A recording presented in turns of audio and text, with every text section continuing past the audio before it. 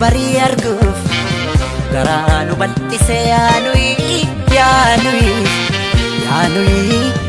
waa irraanfachuuf yaanui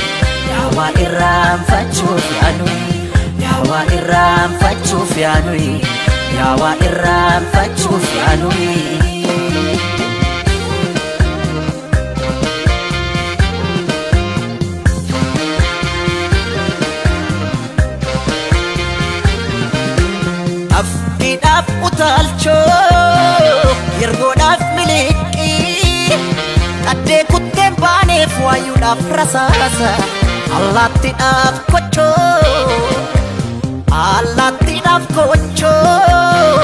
kochadaf dagacha kenamal tudida jirra hunda bacha jirra hunda bacha jirra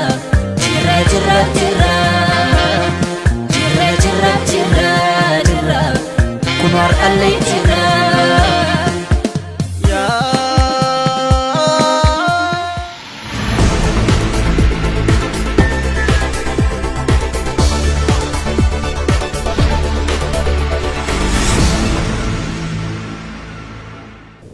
Ashamar kafuudhee akkam jirtu daawwattoota keenyaa dabareen kan oduu oolmaa Oromiyaati. Oduu oolmaa Oromiyaa kan isinitti himu Ansara Isabaatiin.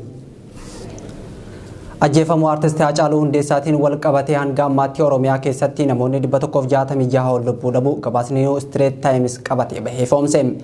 Gabaasa gaazexaan New Street Times qabatee bahee kanaan namoonni 1,084 hidhamuu gabaaseeti jira. Oromiyaa keessatti erga mallattoon qabsoo saba Oromoo artistii Haacaaluu Hundeessaa wareegamees namoonni ajjeefamuu fi rasaasaan rukutamanii mana yaalaas dhabuu gabaasni kun ifoomseetii jira. Ajjechaa gooticha Oromoo artistii Haacaaluu Hundeessaa irratti raawwatameen wal qabate hamma ammaatti kutaalee Oromiyaa garaa keessatti lubbuuleen qaaliin ilmaan Oromoo waraana bulchiinsa Abiyyi Ahmad Aliitiin gaaga'amaatii jirti. Hamma gabaasa kana qindeeffannetti kutaalee Oromiyaa garaa keessatti namoonni hedduun rasaasaan dhaamanii lubbuu dhabaniiti jiru. Ambootti namni 115 rasaasaan yoo dhaahamu namni 27 lubbuu dhabeeti jira. Finfinnee 42 kan rasaasaan dhahame yoo ta'u 13 lubbuun dabarteeti jirti. Magaalaa Shaashamannee keessatti namni 13 rasaasaan yoo dhahamu namni 9 lubbuun darbe. Baalee magaalaa Roobee keessatti 21 rasaasaan dhahame namni 11 lubbuu dhabeeti jira. Bifuma wal fakkaatuun magaalaa Buraayyuu keessatti namoonni 10 caalan rasaasaan dhahamanii lubbuu yoo dhaban Sabbataa keessattis namni 10 Cirootti namni 5 Galamsootti namni 1 Dirredawaa namni 2 Hararatti namoonni 3 lubbuu dhabaniiti jiru. Magaalaa Agaarfaa keessatti namni 3 rasaasaan dhahame namni 1 lubbuu yoo dhabu Baatuu keessatti namni 17 rasaasaan dhahame 6 lubbuun isaa hobbaateeti jirti.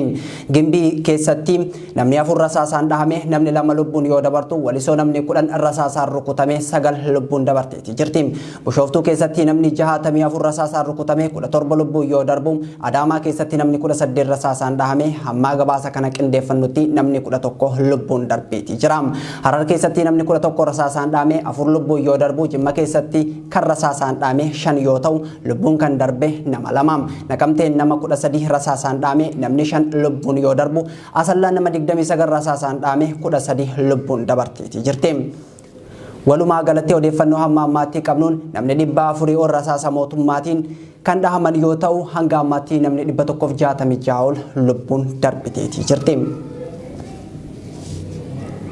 Erga artistii Haacaaluu Hundeessaa ajjeefame mufii dhalateen sochiin magaalaa Machaaraa hin eegalle jedhu jiraattonni godina Harargee Lixaa magaalaa Machaaraa fi naannawa sanitti sochiin akka duriitti hin deebine jedha jiraataan yaada isaa BBS'if laate tokko. Okay, haa ta'u hayyee garuu uummanni sodaatee manatti galaa jira sanallee dhuma hubachiisa akka malee haalli nageenyaa sodaachisaa ta'e amma uummanni waliin inni barbaadaa jiru furmaata waaraa jechuu akkamitti akka harkatuudha malee ammaan kana sodaatee akkasii galee osoo hin taane bifa kamiin falma akka finiisee waan kana hundaa'uu irra aanuu danda'u of qabee jira uummanni wareegamaas waan barbaachisu hundaafuu waan san hundaaf garuu uummanni amma tarsimoon baafamee akkaataa itti duulli itti godhamu eeggataa jira hayyootaa fi ogeessotaa fi akkasumatti rogeeyyiin Oromoodhaa hundinuu waan kanarratti wal mari'atee akka tartimoo karaa kaa'ee qeerroon karaa falmaa finiisitti deemu akka godhan hedduu isinirraa eegaa jiranii waan kanallee dhaamsa kanallee biraan nu ga'e jechaa jirti qeerroo machaaraatii fi daaroo dhabuu guutumatti hagaa shanan dhugoo dhummuu gaaga'utti jechuudha. Humnoonni mootummaa poolisiin addaa fi raayyaan ittisa biyyaa waliin ta'uun uummata dararaas jiru jedhem. Haalli aanaa Habroo magaalota akka Galamsoo, Deefoo fi Balballeettii keessa jiru kanaan wal fakkaata jedha namni kuni. Akka jiraattonni jedhanitti humnoonni mootummaa doorsa geggeessan cinatti namoota nagayaa hidhaatii jiru. Bifuma wal fakkaatuun baha Oromiyaa Harargee bahaa magaalaa Awwadaay keessatti mootummaan basaasota dharaan nama qabsiisan bobbaasee duula hidhaa bal'aa geggeessaa jira jedhu jiraattonni. Namoota kanas bobba'ee kan qabaa jiru poolisii addaa Oromiyaati jedha jiraatan dubbifne tokko. Miidiyaa DBS waan ta'eef Awwadaa keessa maanta yeroo ammaa kana ilaalchisee basaastuu jira. Basaastuu saniin bakka deemanii tuulaa namarra deemaniiti bakka hidhaa garaaseetti deemanii kun amma nama tokkoon guuruu jiran kareessallee shamarree nama lama guuran kan hin argitiyyaan argee hedduudhallee guuruu jiranii waan ijetiyyaan argeerraa nama hedduu guuruu jiran amma yeroo sa'a ammaa kana keessatti makiinadhaan tuulaa namarra deemanii bakka guuruu jiran. Eenyu kan guursisaa jiru kun kan guuru kun eenyudha? Poolisii addaa Oromiyaati moo raayyaa ittisa biyyaati moo? Poolisii addaa Oromiyaati. Mucaa amma kantiina ta'an takka ishiitanii amma durallee qeerroo nafeeta kan jirtiifi taammaan tanaa moo bakka qaymaskarii qalam wanta jechuun karraa achi kan jiranii bakka qaybiichaa jechuudha. Namoota qaban kana eessa geessan adda baafattanii nama meeqa haga kan qabame? Namoota qaban kana fuudhanii dhibba kana bulchiisaa ol deemaniini. Itti fufu. Kana buusanii hin ta'inu garuu asumaan nurra nu bira dabalanii dhimma bakka ol dabarsu jiran kaan karaa adaree ta'u jiranii. Haga ammatti tilmaamsa qabdaniin namoota meeqa kan qabame magaalaa teessan keessa? Guyyaa afur keessatti yoo xiqqaate nama Bakkalaas ammaan sana garuu Awwadaa keessa basaastuu hedduu jira. Maqaan ishii Hamsiinaa jedhamtu beekannoo karraa maajii qeerroon qarii masmar kan ishee jirti jechuudha. Amma sochiin akkami? Sochiin magaalaa keessa sochiin jira? Daandiileen banamanii magaalota ollaa keessanii keessan maaltu deemaa jira? Quba qabdanii sochiin jalqabee jira? Quba qabna magaalaa hunda ilaalchisee daandiileen taphatan bitaa kan jirtu kaleessa wal marii ta'anii taa'uu jiranii bulchiinsi Awwadaay fi hawaasni biyyaa jechuudha. Keessatti yoo xiqqaate nama 30 olni gaafanii nyaatee biyyaa argamu. Tole ulfaadhu haala jiru deebinee si odeeffannaatii galatoomi jabaadhu. Kanneen qabamanis gara waajjira mootummaa geeffamuu malee haala maalii keessa akka jiran wanni beekamu hin jiru jedhama. Ajjechaa artistii Haacaaluu Hundeessaa irratti raawwatamee cimsee kan balaaleffatu ta'uu qeerroon bilisummaa Oromiyaa ibse. Hooggantoonni ABO fi Koongireesii Federaalistii Oromoo hidhamanis daddaffiin akka gadhiifaman ibsichaan gaafate. Ajjechaa suukaneessaa waxabajjii 29 bara 2020 artistii qaroo sabaa kan tahee Haacaaluu Hundeessaa irratti erga raawwatame irraa eegalee gadda isaa ibsataa uummata qindeessee diddaa isaa jabeessuu beeksisee kan itti fufuu qeerroon bilisummaa Oromoo ibsa BBCtti erge kanaan ifa godhe. Ajjechaa suukaneessaa waxabajjii 29 bara 2020 artistii Haacaaluu Hundeessaa irratti erga raawwatame irraa eegalee gadda isaa ibsataa ummata qindeessee diddaa isaa jabeessuu beeksisee kan itti fufe qeerroon bilisummaa Oromoo ibsa BBCtti erge kanaan ifa godhe. Ajjechaan raawwatame kunis garee mootummaa irraa walaba taheen qoratamee akka ifa tahuuf kan gaafatame mootummaan Itoophiyaa hanga ammaatti kana hin goone jedha ibsi qeerroon bilisummaa Oromoo baase kuni. Ajjechaa raawwatame kana cimsee kan balaaleffate qeerroon bilisummaa Oromoo ibsa ejjennoo qabxii 10 qabu baase. Muummeen ministeera Abiyyi Ahmad hatantamaan hojii gadhiisuu qaba jedhe. Paartiin biyya bulchus diigamee mootummaan ce'umsaa dhaabbatu akka qabus hubachiise. hidhamuu fi ajjeefamuun uummata nagaa irratti raawwatamaa jiru akka dhaabbatu hooggantoonni olaanoon ABO fi KFO hidhamanis akka hiikaman gaafateeti jira. Dabaluunis humni waraanaa maqaa WBO sakattaana jedhuun lixaa fi kibba Oromiyaatti bobba'ee uummata dararaa jiru daddaffiin akka bahu gaafateeti jira. Sababa kanaanis namoota miidhaan irra gaheef hirphii akka kennamuuf gaafatee jira. Qeerroon bilisummaa Oromoo ibsa baasee kanaan. Kana malees tajaajilli intarneetii bilbilaa fi ibsaa addaan citee jiru uummataaf akka gadi lakkifamu qabus gaafate. Miidiyaaleen cufaman kanneen akka OMN fi ONN banamanii hojii akka eegalan gaazexeessitoonni hidhamanis akka hiikaman cimsee gaafate. Dhuma irrattis heegaree siyaasaa biyyattii irratti paartiilee mormitootaa waliin ta'ee akka mari'atu maddi rakkoo biyyattii raasaa jiru akka furamu gaafatee jira. Qeerroon bilisummaa Oromoo ibsa isaa keessatti. Arsii lixaa magaalota garaagaraa keessatti dullii bal'aan uummata irratti baname jedhu jiraattonni. Humnootiin nageenyaa manaa fi manatti naanna'uun namoota hidhaa jiru. Namoonni hidhamaa jiran kunneenis foolleewwan bara darbeen qabsoo geggeessaa turanii fi qarootaan jedha namni kun. Duulaa fi dararaa kana kan geggeessaa jiru poolisii Oromiyaa fi poolisiin federaalaa waliin ta'anii jedha namni dubbifne kun. Walumaa galatti yeroo ammaa kana godina Arsii lixaa keessa haalli jiru haala ummanni sodaa guddaa fi ulfaataa keessa jirudha. Yeroo ammaa kana qaamni nageenyaa magaalaalee garaagaraa hunda keessa naannoo isaanii keessa manaa manatti naannahanii sabboontota ijoollee qaroo ija ta'ani kanneen foolleewwan bara duraa keessa yeroo darbe keessatti yeroo qabsatan keessa olaantummaadhaan hoogganaa turan dhugaa uummataa tiksaa jiran sanniin manaa manatti keessa deemuudhaan sakatta'uun meeshaalee garaagaraa barbaadanii jedhuun gara mana hidhaatti gurguraa jiru. Hidhaan kunis magaalota akka Kofalee, Hasaasa, Nageellee, Arsii fi Shaashamannee fa'aa keessatti jedhama. Kanneen nama qabaa jiran yeroo ammaa kana tokko poolisootuma kennini lammaffaa ammoo poolisii federaalaas galchanii jiranii isaanumatu wal jala deemaa wal eeraa kallattii wal qabsiisaa magaalota keessa naanna'aa jiran keessattuu magaalaalee akka Kofalee, Hasaasa, Nageellee, Arsii, Shaashamannee naannawa kanneen keessa haala wal fakkaataadhaan bifa wal fakkaata marii qabuun deemaa jiranii. Sabboontonni ijoolleen ciccimoon ijoollee humna qaban ijoollee kallattii qajeelchuu danda'an qeerroo kallattii gara fuulduratti agarsiisuu danda'an immoo yeroo ammaa kana kanneen magaalaa keessa baqatanii gara baadiyyaatti dhokataa jiranii kan. Qeerroonni hedduun yeroo ammaa gara baadiyyaatti bahuun kan dubbatu namni kun isaan baadiyyaa ammoo gara magaalaatti baqatanii dararamaa jiru jedhama. Rakkoo humnootni mootummaa geggeessaa jiran irraa yeroo ammaa namni dhukkubsate illee wal'aanamuuf rakkisaa tahee jira jedhama. Dhuma irratti uummanni dararaa manatti itti gale kana ofirraa qolachuu bahee falmachuu qaba jedhem.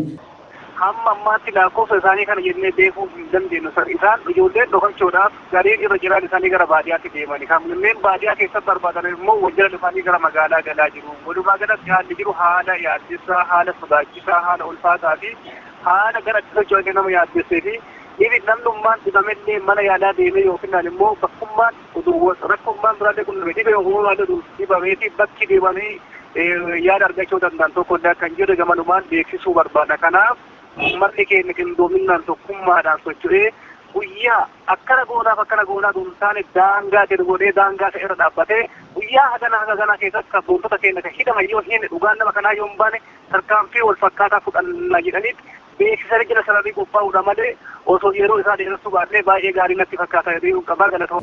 Falmaan kunis hanga hooggantoonni mormitootaa hidhaman hiikamanitti yoo ta'e malee miidhaan uummatarraa dhaabbachuuf hin teessu jechuun yaaddoo qabu ibsem jiraataan Arsii magaalaa Kofalee kuni.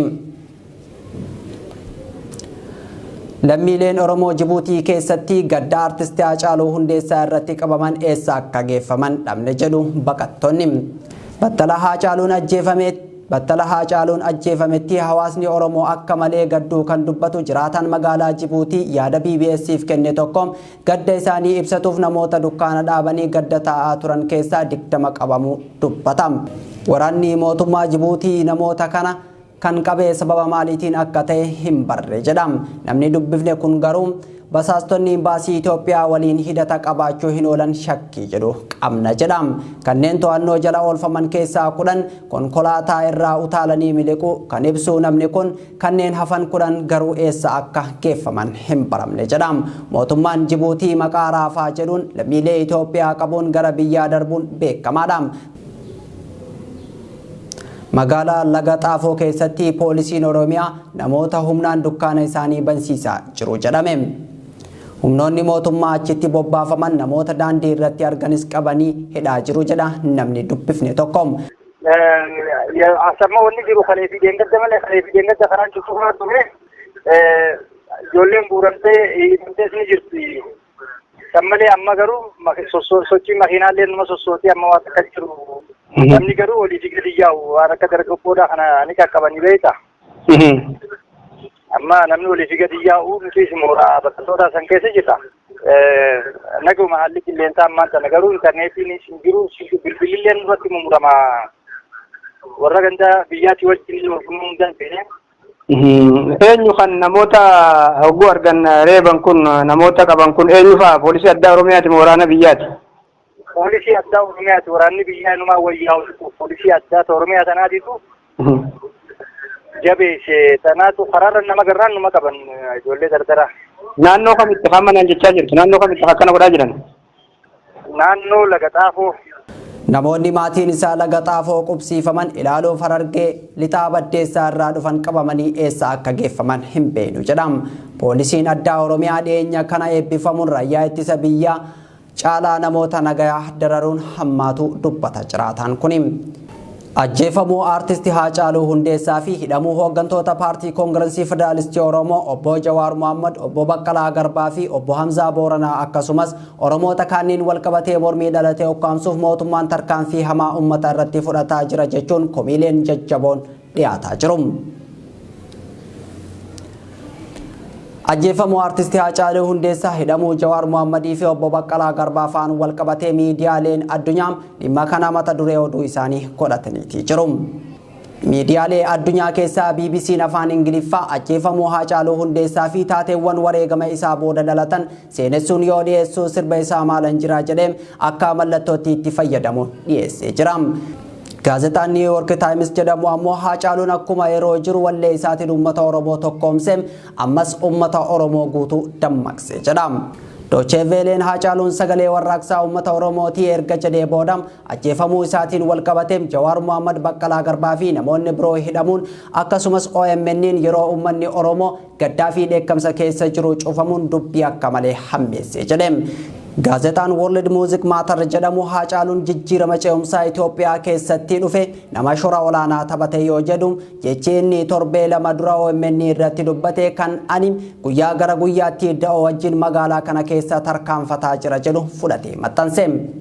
Gaazexaan India Express jedhamu ammoo Haacaaluu Hundeessaa nama wallee qabsoo bilisummaa saba isaatiif weellisaa ture jechuun Haacaaluu yoo faarsu ajjeefamuu isaatiin walqabate namni siyaasa biyya sanii jijjiiruu keessatti shora addaa qabu Jawaar Mohaammed hidhamuu fi miidiyaan uummanni Oromoo akka malee jaallatu OMN cufamuu gabaase. Gaazexaan Biraaza Gaardiyaan jedhamu humni nageenyaa Itoophiyaa lammiilee nagaa ajjeesaa hidhaa fi qaama hir'isaa jira yoo jedhu badhaafamaan Noobeelii nageenyaa gochoota kana akka humni nageenyaa raawwatu ajajee jira jedhee ibsa isaa maxxanse. CNN ammoo gocha Haacaaluu Hundeessaa irratti raawwatame wayita ibsu suuraa isaa kan inni eeboo fi gaachana qabatee akka mallattoo saba Oromootti fudhachuun seenaa aartistiin kun qabsoo saba isaa keessatti qabu dubbate. Miidiyaaleen addunyaa baay'een ajjeefamuu fi hidhamuu hooggantoota sabichaa bal'inaan gabaasaa jiru. Oromoonni kutaalee addunyaa garaagaraa keessa jiraatan addabaabaayii fi waajjiraalee mootummaa gurguddaa fuulduratti bahuun dhaadannoolee garaagaraa kanneen akka biyya aangoo mootummaa gadhiisuu haqni Haacaaluu Hundeessaa qaama walabaan haa qoratamu. Jawaar Mohaammed dabalatee hidhamtoonni siyaasaa hundi hidhaa irraa haa hiikamuu dhaadannoo jedhu dhageessaa jiru. Tolee kabajamtoota daawwattoota keenya odeeffannoon oolmaa Oromiyaa har'aaf qabanne kana fakkaata. An kan isin waliin ture Siraay Sabaaf ogeessi kaameraa fi ediitarri Abdii Jamaal Lafaana ture gama kiyyaan nagaatti.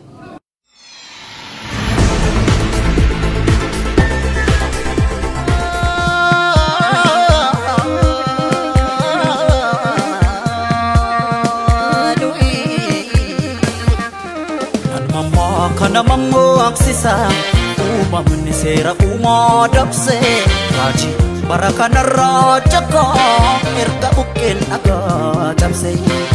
Mammaa kana mammoo aksisa raajii bara kana yaadama boolla keessa teesse boolla qotti dhaala baashee ilmoo rirmaayi. Shiranii garaaf qalbii kiyyafatanii akkan sirraa cituuf yaadanii maal godheen an sirraa citaa.